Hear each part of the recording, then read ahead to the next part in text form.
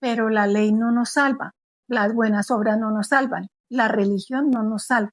Lo único que nos salva es nacer de nuevo por medio de recibir al Señor Jesús en nuestro corazón. Aprendamos juntos a leer la Biblia. Mi nombre es María Arias. Mi misión es crear un espacio donde nos enfocaremos en ayudar a personas que nunca han leído la Biblia o a aquellos que han leído y no la entienden. Mi objetivo es crear una comunidad de personas que busquen a Dios por medio de su palabra y motiven a otros a leer la Biblia. Comencemos este viaje juntos. Jesús nació en un pesebre, creció en una familia humilde, pero su mensaje ha sido difundido por todo el mundo. Millones y billones de personas han sido transformadas sus vidas a través de estas buenas noticias de salvación. Ese era el plan perfecto que Dios tenía para salvar a la humanidad. Cuando Jesús cumplió 30 años, la cultura judía se decía que era la edad de la madurez y la responsabilidad. Ahí fue cuando Jesús empezó su ministerio público. Jesús se presentó en el río Jordán para que Juan el Bautista lo bautizara. En Lucas capítulo 3, versículo 21 y 22 dice: cierto día en que las multitudes se bautizaban, Jesús mismo fue bautizado. Mientras él oraba, los cielos se abrieron y el Espíritu Santo en forma visible descendió sobre él como una paloma, y una voz dijo desde el cielo: tú eres mi Hijo muy amado y me das gran gozo. Salmo 2, versículos 6 y 7 dice: pues el Señor declara: he puesto a mi Rey elegido en el trono de Jerusalén, en mi monte santo. El Rey proclama el decreto del Señor. El Señor me dijo: tú eres mi Hijo, hoy he llegado a ser tu Padre. Voy a orar para entregarle este tiempo al Señor. Padre Celestial, te doy gracias por este tiempo, Señor, te lo pongo en tus manos. Espíritu Santo, te pido que me acompañes a desarrollar este episodio, por este espacio, por esta casa. Tú me enseñas tantas cosas cada vez que voy a estudiar un tema, Señor, tú me enseñas demasiadas cosas, Señor. Gracias, Papito Dios, te pido que sea una bendición para cada una de las personas que lo vaya a escuchar. Gracias, Papito Dios, en el nombre de Cristo Jesús. Amén y amén. Vamos a hablar hoy del ministerio de Jesús. Mateo capítulo 3, versículo 14 y 15 dice: como estábamos hablando de que Juan el Bautista tenía que bautizar a Jesús y él se había rehusado, no, ¿por qué me bautizas tú a mí en lugar de que yo tenga que bautizarlo a él? Dice: pero Juan intentó convencerlo de que no lo hiciera. Yo soy el que necesita que tú me bautices, le dice. Dijo Juan: entonces, ¿por qué vienes tú a mí? Pero Jesús le dijo: así debe hacerse, porque tenemos que cumplir todo lo que Dios exige. Después de ser bautizado, el Espíritu Santo lo lleva al desierto. Es un tiempo de preparación y prueba antes, porque el diablo lo iba a tentar. Jesús se retira en ayuno y oración y en comunión con Dios, demostrando total dependencia de Dios. Ahí es cuando el diablo lo tienta. Mateo capítulo 4, versículo 3 dice: en ese tiempo el diablo se le acercó y le dijo: si eres el Hijo de Dios, di a estas piedras que se conviertan en pan. Jesús le contestó: no, las escrituras dicen, la gente no vive solo de pan, sino de cada palabra que sale de la boca de Dios. Después el diablo lo llevó a la santa ciudad de Jerusalén, al punto más alto del templo, y dijo: si eres el Hijo de Dios, tírate, pues las escrituras dicen, Él ordenará a sus ángeles que te protejan y te sostendrán con sus manos, para que ni siquiera lastimes el pie con una piedra. Jesús le respondió: las escrituras también dicen, no pondrás a prueba a tu Señor Dios. Luego el diablo lo lleva a la cima de la montaña muy alta y le mostró todos los reinos del mundo y la gloria que hay en ellos. Te daré todo esto, dijo, si te arrodillas y me adoras. Vete de aquí, Satanás, le dijo Jesús, porque las escrituras dicen, adora al Señor tu Dios y sírvele únicamente a Él. Entonces el diablo se fue y llegaron los ángeles a cuidar a Jesús. Cuando Jesús comienza su ministerio, él se entera de que Juan el Bautista ha sido arrestado. Dice que salió de Judea y regresó a Galilea. Primero fue a Nazaret, luego salió de allí y siguió hasta Capernaum, junto al mar de Galilea, en la región de Zabulón y Neftalí. Así se cumplió lo que dijo Dios por medio del profeta Isaías. Aquí se cumple la profecía de Isaías que dice: en la tierra de Zabulón y Neftalí, junto al mar más allá del río Jordán, en Galilea, donde viven tantos gentiles, la gente que estaba en la oscuridad ha visto una gran luz. Y para aquellos que vivían en la tierra donde la muerte arrojaba su sombra, ha brillado una luz. Ahí está hablando que como su pueblo no lo reconoció, él se va, como dicen, hacia los vecinos, hacia los gentiles, que son los que reciben el mensaje de salvación. Y ahí es donde Dios le hace sentir celos a los judíos porque no lo reciben como debería de ser. Sus primeros discípulos, en Juan capítulo 1, versículo del 35 al 41, dice: los primeros discípulos. Al día siguiente Juan estaba otra vez allí con 2 de sus discípulos. Al pasar Jesús, Juan los miró y declaró: miren, ahí está el Cordero de Dios. Cuando los discípulos de Juan lo oyeron, siguieron a Jesús. Jesús miró a su alrededor y vio que ellos lo seguían. ¿Qué quieren?, les preguntó. Ellos contestaron: Rabí, que significa maestro, ¿dónde te hospedas? Vengan y vean, les dijo. Eran como las 4 de la tarde cuando lo acompañaron al lugar donde se hospedaba y se quedaron el resto del día con él. Andrés, hermano de Simón Pedro, era uno de estos hombres que al oír lo que dijo Juan, siguieron a Jesús. Andrés fue a buscar a su hermano Simón y le dijo: hemos encontrado al Mesías, que significa Cristo. Luego Andrés llevó a Simón para que conocieran a Jesús. Jesús miró fijamente a Simón y le dijo: tú eres Simón, hijo de Juan, pero te llamarás Cefas, que significa Pedro. Al día siguiente Jesús decidió ir a Galilea, encontró a Felipe y le dijo: ven y sígueme. Felipe era de Betsaida, el pueblo natal de Andrés y Pedro. Felipe fue a buscar a Natanael y dijo: hemos encontrado a aquel a quien Moisés y los profetas escribieron, se llama Jesús, el hijo de José de Nazaret. ¿Nazaret?, exclamó Natanael. ¿Acaso saldrá algo bueno de Nazaret? Ven y compruébalo, le respondió Felipe.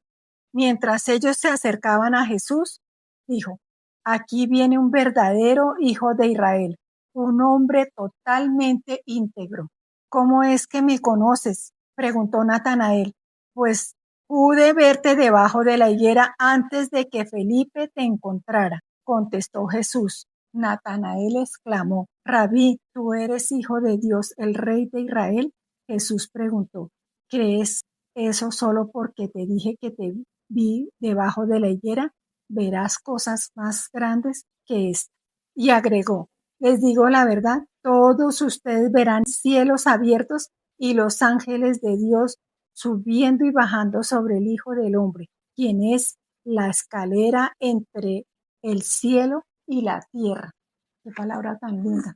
Él es la escalera, Él es la fuente, Él es el todo que nos acerca a Dios. Estamos hablando del Evangelio de Juan. Vamos a hablar de algunos milagros que están escritos en este Evangelio. El primero es que Jesús convierte el agua en vino. María había sido invitada a las bodas de Caná y resulta que estando en la mitad de la boda, el vino se acabó. Ella se acerca a Jesús y le dice: se acabó el vino. Y él le contesta: ¿yo qué tengo que ver con eso? Todavía no ha llegado mi hora, mujer.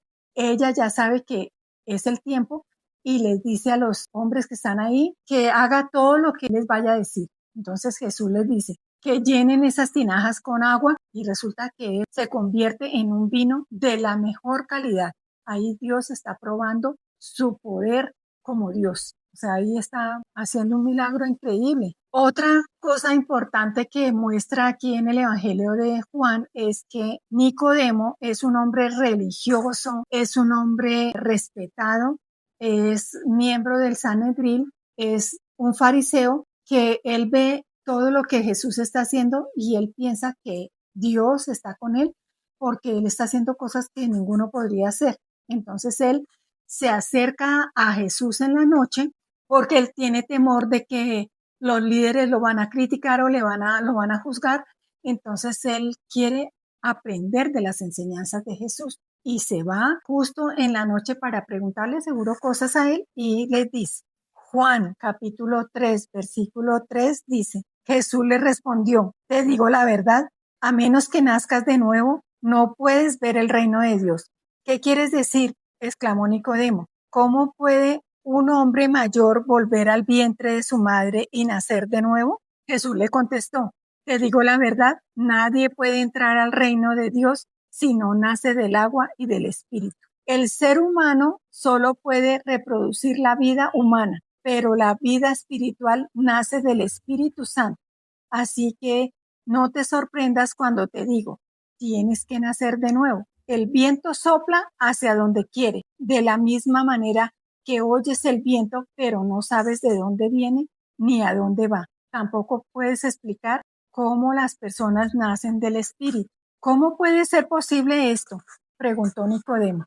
Jesús le contestó, tú eres un respetado maestro judío y aún no entiendes estas cosas. Te aseguro que le contamos lo que sabemos y hemos visto, y ustedes todavía se niegan a creer nuestro testimonio. Ahora bien, si no creen cuando les hablo de cosas terrenales, ¿cómo creerán si les hablo de las cosas espirituales? Nadie jamás fue al cielo y regresó, pero el Hijo del Hombre bajó del cielo y así como Moisés levantó la serpiente de bronce en un poste en el desierto, así deberá ser levantado el Hijo del Hombre, para que todo el que crea en él tenga vida eterna. Aquí aprendemos con la visita de Nicodemo que él estaba vendado, o sea, no entendía siendo una persona muy religiosa y muy estudiada. Y eso quiere decir que pues ellos eran estrictos de la ley, pero la ley no nos salva, las buenas obras no nos salvan, la religión no nos salva. Lo único que nos salva es nacer de nuevo por medio de recibir al Señor Jesús en nuestro corazón para que el Espíritu Santo venga y more en nosotros. Al recibirlo, ese velo se rompe. Es cuando Jesús se encuentra con la mujer samaritana, una mujer que tenía ya 5 esposos, estaba en pecado, era una mujer despreciada. Entonces Jesús se encuentra con ella y tienen una conversación en el pozo de Jacob. Él le dice que si por favor le puede dar agua y ella le dice que por qué le dice a ella si ella es samaritana y él es judío y que ellos no se llevan bien, entonces que por qué le pide agua. Y entonces él le contesta, si tú supieras quién soy, yo te puedo dar agua viva, donde tomes de esta agua nunca más vas a tener sed. Y le muestra que él es Jesús y ella deja su cántaro y se va a mostrarle a toda la gente que ha encontrado al Mesías y que posiblemente él es el Mesías que estaban esperando. Dios nos muestra su agua viva que viene a salvar a la humanidad. Otro milagro es cuando Jesús lo encuentra un funcionario del gobierno y va y le dice que por favor, que su hijo se está muriendo, que si por favor puede ir y sanar. Estoy en Juan capítulo 4, versículo 43. En su paso por Galilea, Jesús llegó a Caná, donde había convertido el agua en vino. Cerca de allí, en Capernaú, había un funcionario del gobierno que tenía un hijo enfermo. Cuando supo que Jesús había ido de Judea a Galilea, fue a verlo y le rogó que se dirigiera a Capernaú para sanar a su hijo que estaba al borde de la muerte. Jesús le preguntó, ¿acaso nunca van a creer en mí a menos que vean señales milagrosas y maravillosas? Y el Señor le dijo, por favor, le suplico, ven ahora mismo antes de que mi hijo muera. Entonces Jesús dijo, vuelve a tu casa, tu hijo vivirá. El hombre creyó y el hijo fue sanado en el instante en que Dios declaró esa palabra de que su hijo estaba sano. Ahí Jesús nos muestra su poder y autoridad. Él tiene el dominio total, en este caso sobre la enfermedad. Estaba a distancia y Jesús lo sanó instantáneamente. Jesús sana a un hombre cojo. Este hombre llevaba 38 años enfermo. Estaba cerca a un pozo donde ocurría que a veces el agua fluía y la gente se metía y se sanaba. pero él no tenía movimiento. Entonces dice que cuando él se iba a meter al agua, otros se metían primero y pues él no lograba hacerlo porque no había nadie que lo empujara. Jesús lo ve y le dice, Juan capítulo 5 versículo 8. Jesús le dijo, ponte de pie, toma tu camilla y anda. Al instante el hombre quedó sano, enrolló la camilla y comenzó a caminar. Pero ese milagro sucedió el día de descanso. Así que los líderes judíos protestaron y le dijeron al hombre que había sido sanado, no puedes trabajar el día de descanso. La ley no te permite cargar esa camilla. Entonces los líderes judíos comenzaron a acosar a Jesús por haber violado las reglas del día de descanso. Pero Jesús respondió, mi Padre siempre trabaja y yo también. Entonces los líderes judíos se esforzaron aún más por encontrar una forma para matarlo. Él no solo violaba el día del descanso, sino que además decía que era su Padre, por lo cual se hacía igual a Dios. Jesús alimenta a más de 5,000 personas. Se dice que en solo hombres habían más o menos 5,000 hombres. Imaginémonos cuántas mujeres y cuántos niños. Puede ser el doble o casi el triple de personas que él alimentó. Juan capítulo 6 versículo 5 dice, enseguida Jesús vio una gran multitud que venía a su encuentro. Dirigiéndose a Felipe le preguntó, ¿dónde podemos comprar pan para alimentar a toda esta gente? Lo estaba poniendo a prueba porque Jesús ya sabía lo que iba a hacer. Felipe contestó, aunque trabajáramos meses enteros, no tendríamos el dinero suficiente para alimentar a tanta gente. Entonces habló Andrés, el hermano de Simón Pedro.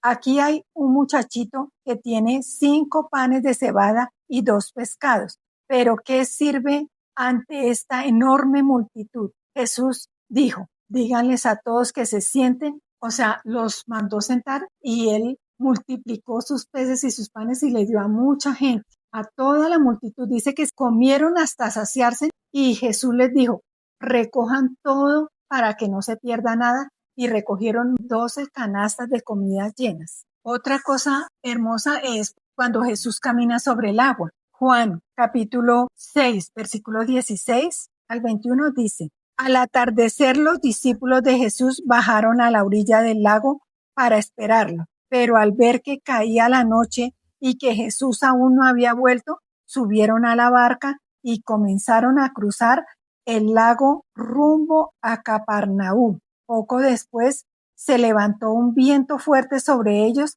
y el mar se agitó mucho. Habían remado unos 5 o 6 kilómetros cuando de repente vieron a Jesús caminando sobre el agua en dirección hacia la barca. Estaban aterrados, pero él exclamó, no tengan miedo, yo estoy aquí. Lo recibieron con entusiasmo en la barca y llegaron a su destino. Aquí aprendemos que cuando estamos en una gran tormenta, debemos recordar que Jesús siempre está ahí para escucharnos, para aliviar nuestro dolor, nuestra preocupación, nuestra ansiedad, nuestra depresión, lo que sea. Él siempre está ahí. Recordemos eso. Debemos en oración decirle y clamarle, Señor, ayúdame en esta prueba, ayúdame en esta tormenta, ayúdame en esta dificultad. Y Él está ahí listo para ayudarte.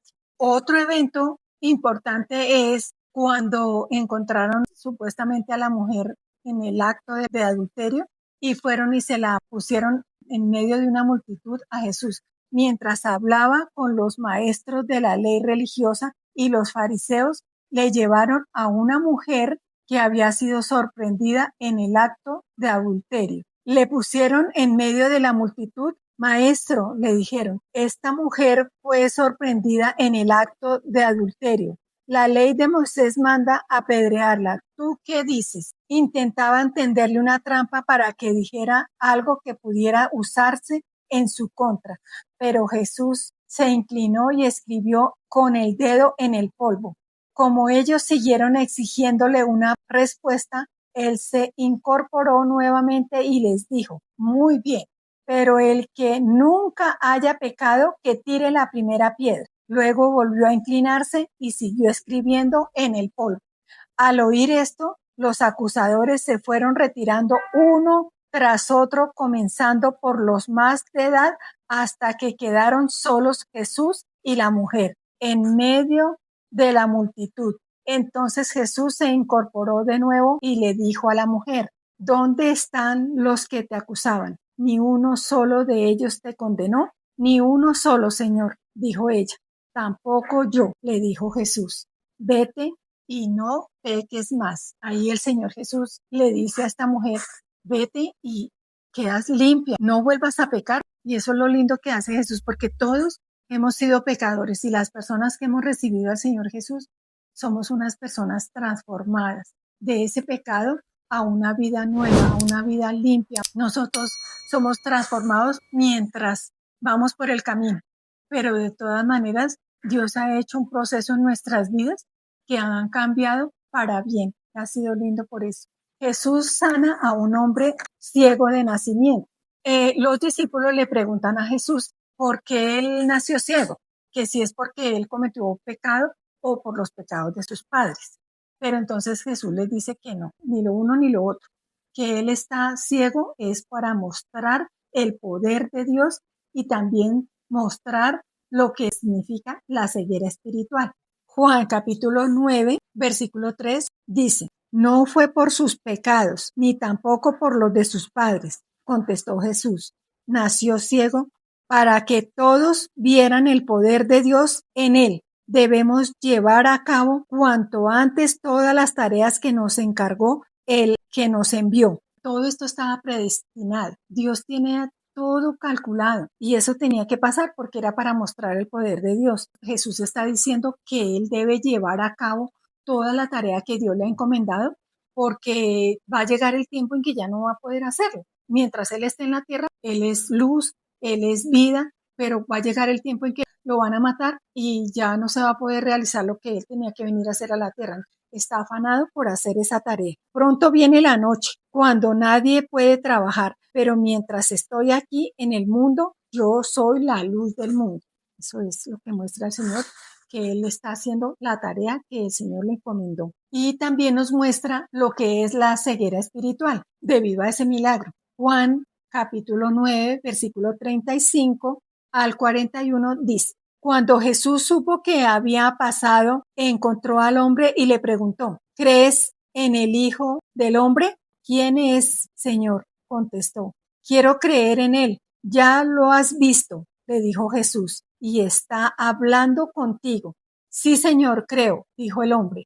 Adoró a Jesús. Entonces Jesús le dijo: yo entré en este mundo para hacer juicio, para dar vista a los ciegos y para demostrarles a los que creen que ven que en realidad son ciegos. Ahí está mostrando lo que es la ceguera espiritual, porque en la ceguera espiritual es que tenemos ojos, pero no vemos. Tenemos oídos, pero no escuchamos. O sea, no comprendemos las cosas de Dios. Algunos fariseos que estaban cerca lo oyeron y le preguntaron: ¿estás diciendo que nosotros somos ciegos? Si fueran ciegos, no serían culpables, le dice Jesús, pero siguen siendo culpables porque afirman que pueden ver. El otro evento muy importante en el Evangelio de Juan es que Jesús resucita a su amigo Lázaro, que era el hermano de Marta y María. Lázaro se había muerto hacía 4 días. Jesús estaba en otra actividad y él dejó pasar 2 días más porque él sabía que eso iba a ser un milagro, o sea, que era para mostrar su poder. Él se estuvo tranquilo, pero cuando volvió y vio a María y a Marta tristes, él se conmovió muchísimo y lloró porque él vio el sufrimiento de esas hermanas por su hermano y además porque él era su amigo. Jesús le dijo a Marta: tu hermano resucitará. Juan capítulo 11, versículo 23 al 34. Es cierto, le dijo Marta, resucitará cuando resuciten todos en el día final. Dijo Jesús: yo soy la resurrección y la vida. El que cree en mí vivirá aún después de haber muerto.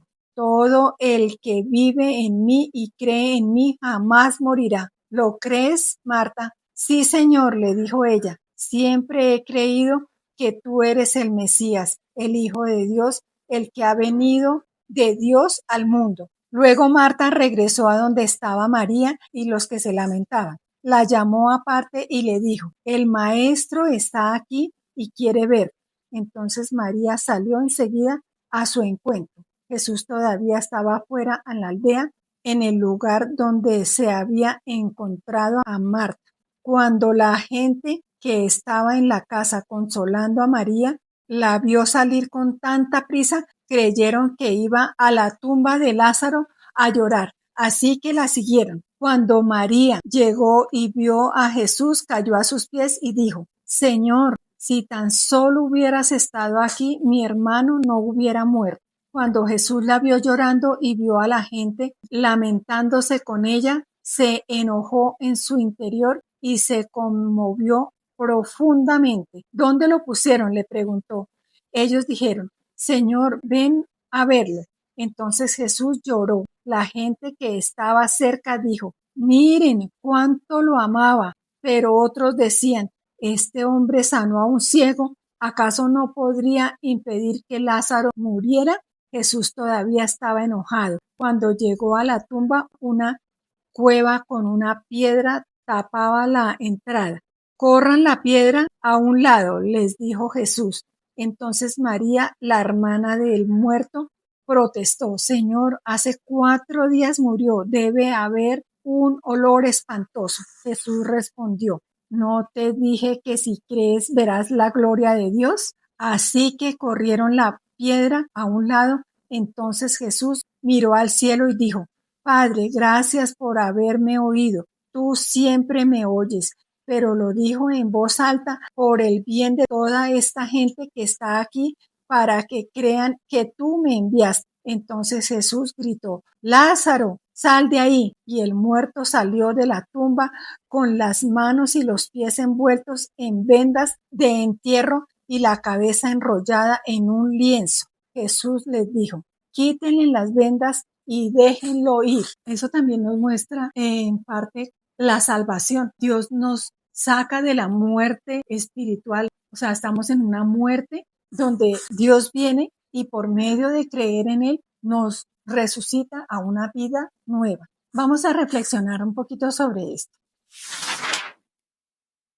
Pensando en la tentación que Jesús tuvo en el desierto, yo me pongo a pensar lo siguiente. Si el diablo pudo tentar al mismo Dios, imagínense lo que el diablo quiere hacer con nuestras vidas, destrozarlas, acabarlas, para que nos alejemos de estar cerca a Dios, de tener su presencia, de tener esa vida eterna, de tener una vida limpia, de tener una vida diferente. En este caso, pensando en el desierto, Jesús estaba en oración, en ayuno, en comunión con Dios y en una dependencia total de Dios para soportar la tentación del diablo. Eso nos enseña, debemos estar en oración constante. Cada vez que tengamos una dificultad, pongamos todo en las manos de Dios. Todo lo hacemos en el nombre de Cristo Jesús y verá que todo va a funcionar de una manera diferente a favor de nuestras vidas, de nuestra familia. Oración y leer la palabra, que es muy importante. Así podremos soportar las tentaciones del diablo, en lo que sea, en la situación que sea, porque es que el diablo es tan sutil que se mete muy suave y uno a veces no lo detecta.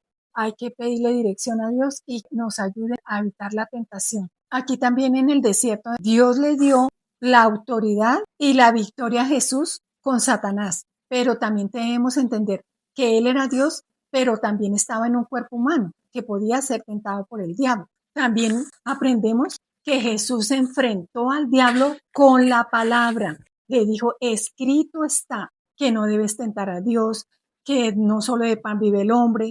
Con esa palabra nosotros podemos enfrentar al diablo y decirle, no, el enemigo no me puede atacar, todo lo puede en Cristo que me fortalece, todo lo puedo hacer con la palabra. Leerla. Sí hay herramientas muy poderosas que nos pueden ayudar a decirle al enemigo, no, yo soy hijo de Dios, yo soy el amado de Dios y el enemigo no me puede tocar, le pertenezco al Señor. Conclusión de este tema. La preparación es fundamental para poder enfrentar todas las pruebas que se nos presentan en la vida. ¿Y cómo es la preparación? Oración, leer la palabra, seguir el camino, recibir la dirección de Él, o sea, buscarlo a Él en oración, en el secreto. Secreto es tener un lugar especial para conectarnos con Él. Ya les he hablado que podemos hacerlo alabándolo, honrándolo, podemos hacerlo con la oración del Padre Nuestro. El Padre Nuestro es maravilloso porque nos enseña una forma sencilla de cómo orarle al Padre, darle las gracias, pedirle perdón por todas nuestras culpas, pedirle provisión, y ahí esa oración constante, pero de corazón, nos va a ayudar a evitar que el enemigo nos ataque. También aprendemos que las pruebas nos enseñan también a demostrar nuestra fe, o sea, nuestra confianza que está puesta es en Dios, que debemos ser obedientes, ¿no? O sea, nos enseña varias cosas. Y aquí me gustaría dejarte estas preguntas que te cuestionaras en esto. ¿En qué dirección crees que vas? ¿Vas siguiendo los caminos de Dios o vas en una dirección que no sabes ni para dónde vas? ¿En qué áreas de tu vida crees que estás manejando presión, manejando tentación? ¿Y cómo lo has solucionado? ¿Lo has solucionado en tus propias fuerzas o con la ayuda de Dios? Y mi consejo realmente es, lean la palabra a diario, así sea un capítulo. El libro de Juan es muy maravilloso. Yo estoy haciendo un resumen del libro. Yo los animo a que cojan capítulo por capítulo, así se demoren, un capítulo por día. Van a aprender un montón de cosas maravillosas que el Señor les va a mostrar. Cuando nosotros tenemos esa sensibilidad, el Señor nos revela en su palabra sus verdades y lo que Él tiene destinado para nuestras vidas. Voy a poner este tiempo en oración para darle gracias a Dios.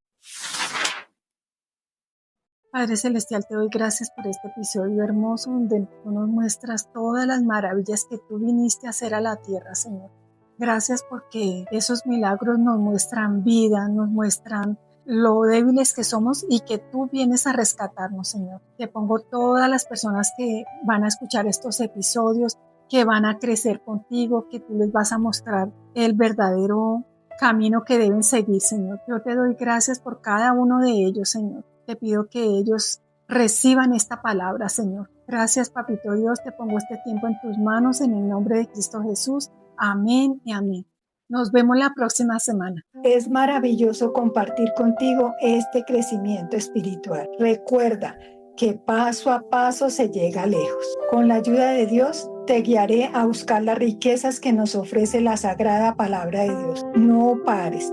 Permite que el Señor tu Dios te siga hablando a tu corazón, dándote sabiduría, entendimiento y discernimiento para poder aplicar estas enseñanzas a tu vida diaria.